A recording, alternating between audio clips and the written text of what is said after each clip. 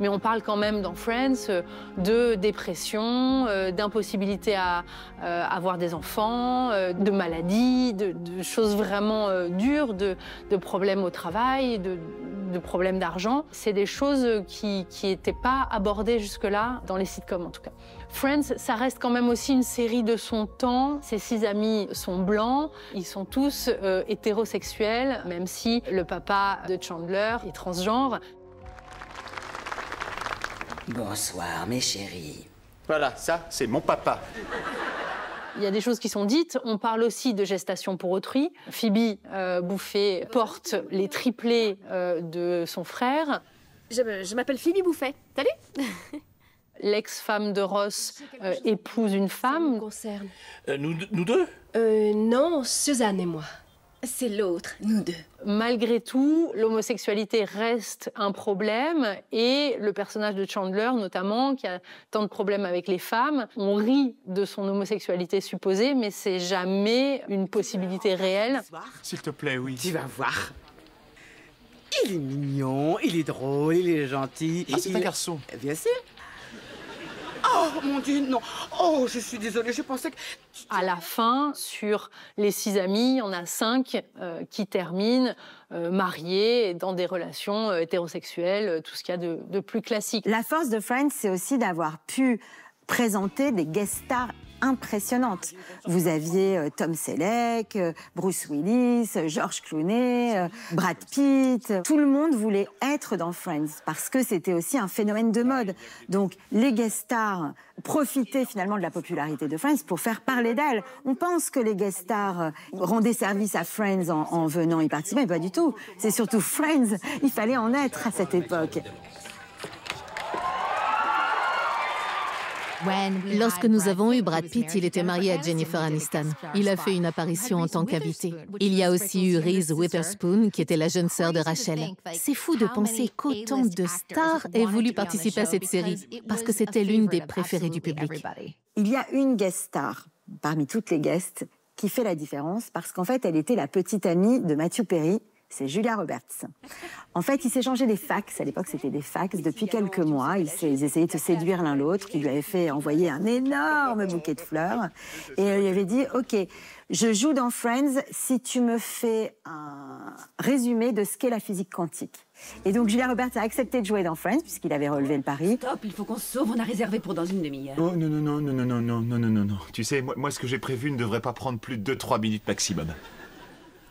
Après ce tournage, ils ont eu une relation de plusieurs mois. Elle l'a présenté à ses parents, ils sont partis ensemble au Mexique, etc. Et à son retour, parce qu'il avait une vraie propension à scier la branche sur laquelle il était assis en amour, Matthew Perry, il a mis fin à leur histoire de peur qu'elle le quitte. La maternelle, ça, enfin, comment se fait-il que t'aies pas encore digéré? Eh bien, tu viendras me voir dans 20 ans et tu me diras si tu as bien digéré cette soirée. Le timing comique de Matthew Perry dans le rôle de Chandler Bing est vraiment spécial. Il n'y a pas beaucoup de gens qui peuvent imiter son style ou avoir le même talent. Oh my God! Tu recommences à fumer? Bah oui, en fait, c'est hier j'ai recommencé et aujourd'hui on peut dire que j'ai continué de recommencer. Il devient assez vite un des personnages les plus attachants pour le public américain. J'ai parlé au premier réalisateur de Friends, James Burrows, de la façon dont Matthew Perry a interprété son personnage, et qu'il mettait toujours l'accent sur la mauvaise syllabe. Au sujet des résultats hebdomadaires, je veux les voir sur mon bureau avant 9 h. Et mon premier réflexe a été de me demander ce qu'il faisait. Et mon collègue aussi. Et il s'est rendu compte, et je me suis rendu compte, en arrivant après lui, que si cela avait été changé, si quelqu'un disait « ne faites pas ça », vous n'avez pas de Chandler. Matthew a inventé quelque chose d'unique. Et nous devions rester en dehors de ça. Je peux savoir ce que les autres pensent du patron? Enfin, de moi, quoi.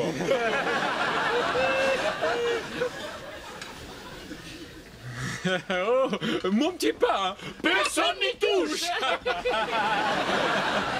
Mais attendez, c'est pas du tout moi, ça, je ne suis pas du tout comme ça d'abord. Vous verrez tout le casting faire des gestes à la Matthew Perry. Toutes les choses qu'il avait l'habitude de faire et tout ce genre de choses qu'il faisait maintenant tous. C'était contagieux. Même les invités qui venaient et qui travaillaient avec lui reprenaient ses manières et ses rythmes. Ce rapport sur mon bureau dans 1 heure. Je pars! Ouais! Vous avez déjà vu des buts aussi beaux que celui-là? Ah, regardez-moi, je suis Chandler. Vous croyez que je peux en avoir plus sur le dos? En 2024, nous avons atteint le 30e anniversaire de Friends.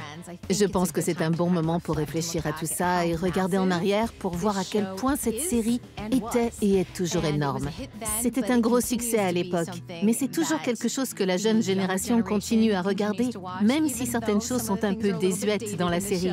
Nous n'avions pas encore nos smartphones et des choses comme ça. La technologie était très différente, mais je pense que les personnages et cette période résonnent encore chez les gens. Pendant la pandémie, tout le monde était sur Netflix et regardait Friends. Je pense que c'est une émission réconfortante. Les gens se sentent peut-être nostalgiques d'une époque où la vie était plus facile. C'est très logique. En tant que journaliste, j'ai couvert Friends parce qu'après la première saison, c'était toujours nominé. C'était la série à succès numéro 1. Et tous les personnages, chacun à leur tour, ont été nominés pour le meilleur second rôle ou le meilleur acteur. Friends s'est arrêté pour plusieurs raisons. D'abord parce que certains des acteurs, comme David Schwimmer et Jennifer Aniston, avaient l'impression d'être arrivés vraiment au bout de leur personnage. Et David Schwimmer, lui, il avait une très forte envie de revenir au théâtre. C'était vraiment ce qui le motivait. Je crois que c'est pour la saison 10. Vous pouvez sentir que le casting était fatigué. Le public était lui aussi prêt à passer à autre chose. C'était le bon moment pour conclure ce grand chapitre.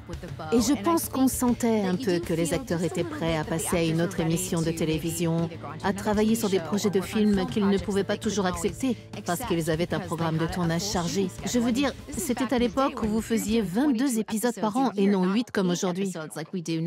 Ceux qui étaient moins d'accord pour arrêter Friends, c'était tout de même Matt LeBlanc et Matthew Perry. Ces deux-là n'étaient pas très chauds pour que la série s'arrête. Ils étaient très bien dans cette famille Friends qu'ils retrouvaient tous les jours. Oh, ça y est, tu recommences? Oui, oui, je recommence, oui. Je suis enfermé ici toute la journée. Et quand tu arrives le soir, tu passes à peine 2 secondes avec nous. Et tu penses que je vais te laisser aller courir à la gueuse avec tes copains? Eh bien, faut pas y compter, mon vieux. Hé, j'ai envie d'un peu de bon temps, moi. J'ai travaillé toute la journée. Ce qui veut dire que selon toi, élever notre poulet n'est pas du travail? L'un comme l'autre ont eu besoin cruellement de cette famille dans leur vie. Tous les deux ont eu des parcours familiaux difficiles. Matthew Perry, il a eu un parcours familial difficile. Donc, cette famille, c'était un peu la première vraie famille qu'il avait. Il avait tout sauf envie de la quitter quand Friends s'est arrêté. Bon, alors... Étreinte embarrassée ou poignée de main de mec branché? Ouais, vaut mieux la poignée de main de mec branché.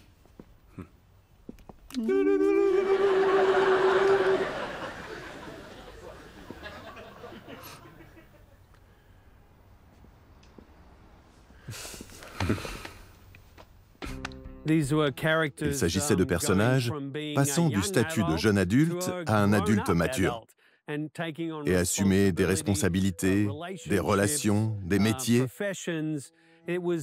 C'était le parcours de vie de ces 6 personnages qui sont devenus extrêmement populaires à la télévision. Et on pouvait les voir évoluer du début à la fin. Et c'est pourquoi à chaque fois que vous mentionnez un des personnages de la série, les gens savent exactement de qui vous parlez. Vous n'avez pas besoin de dire « Oh, vous vous souvenez de Friends ?» Non, tout le monde dit « Je connais Friends, je connais Monica, je connais Chandler, je connais Ross. » Je pense qu'il y a quelque chose de très doux là-dedans. C'est merveilleusement écrit. Et on rit tout le temps. Vous pouvez pleurer et vous sentir bien. Combien d'autres séries vous permettent de vivre cela? C'était juste une occasion qui n'arrive qu'une fois dans la vie. Vous ne pourriez jamais réunir une autre équipe comme celle-là en ce moment et essayer de refaire Friends. C'était ces 6 personnes au bon endroit au bon moment. Je pense donc que toutes ces qualités ont fait son succès pendant toutes ces années. Et à mon avis, jusqu'à ce que le monde explose, elle continuera à être découverte par la prochaine génération. Je crois que cette fois, ça y est.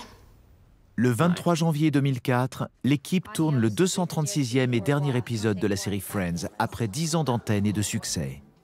Toute l'équipe est prise de la même émotion que le public lors de sa diffusion. Alors on pourrait peut-être aller boire un café?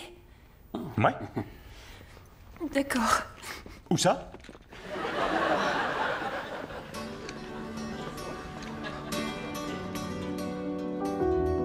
Cela marque la fin d'une époque, et c'est Chandler qui aura le dernier mot.